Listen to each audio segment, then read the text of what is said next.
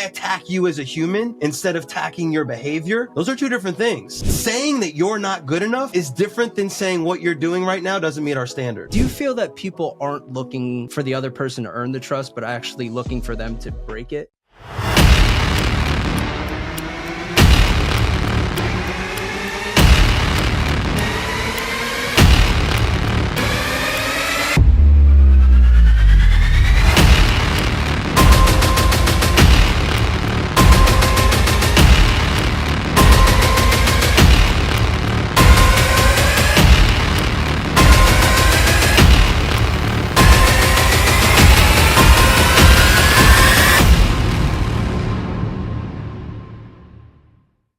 You don't have to be an asshole to hold people accountable. I had to learn And that. just because you hold people accountable doesn't make you an asshole. And 99% of people view it from those two things, right? It's like, oh, you're holding me accountable, you're an asshole. Right. And, oh, I need to hold somebody accountable, so I have to be an asshole.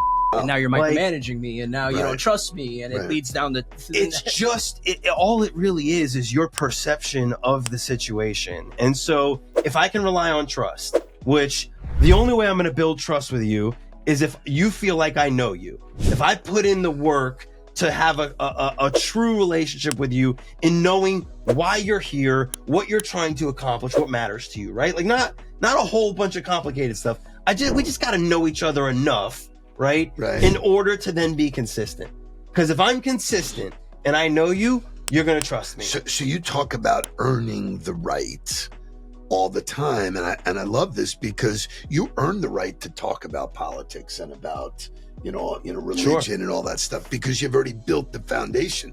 The challenge is when you just fly in with like, whoa, let me tell you, and let me tell you. And I don't know if you guys will agree with this, and this is a bit of a current state situation. But do you feel that people aren't looking for the other person to earn the trust, but actually looking for them to break it, if that makes sense? In the sense of they're waiting for you to say something wrong instead of saying, oh, everything you're doing is building credibility with me. They're looking for a way like, oh, I knew it was coming. Like they're almost waiting to feel offended, or I knew you were going to do that, or they're so cynical when it comes to these relationships and these conversations. And that's a byproduct of social media. 1000%. Social media and the leadership of just in general, the country and the world of what's happened. But and that's why I think sports are so important in today's world, because sports is where you really learn to trust somebody else, to communicate with somebody else, to be bought into a common goal and have to just do whatever it is that you're responsible for doing and do your best. Like, you can start learning that at 3 years old.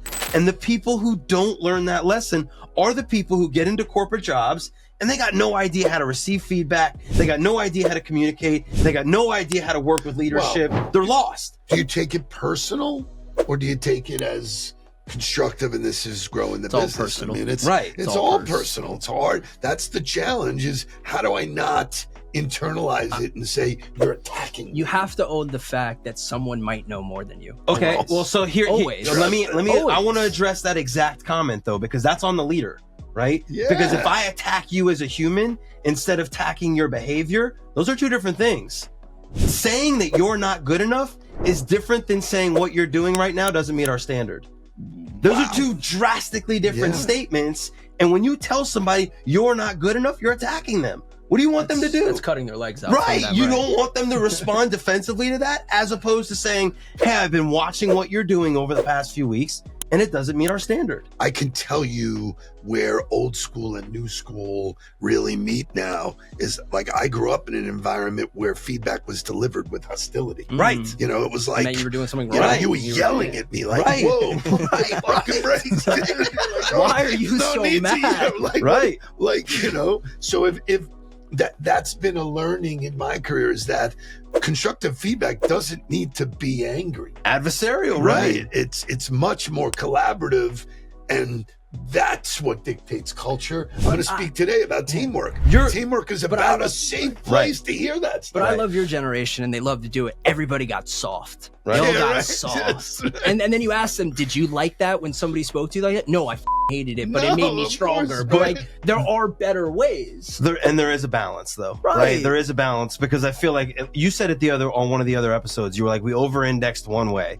And it feels like that's just what we do as human beings. Like we find a problem and then it's like, oh my God, we have to run the exact opposite way of that instead of just moving a little bit further away from it, right? Like how about a slight shift away from that and not an absolute about face the other way to it?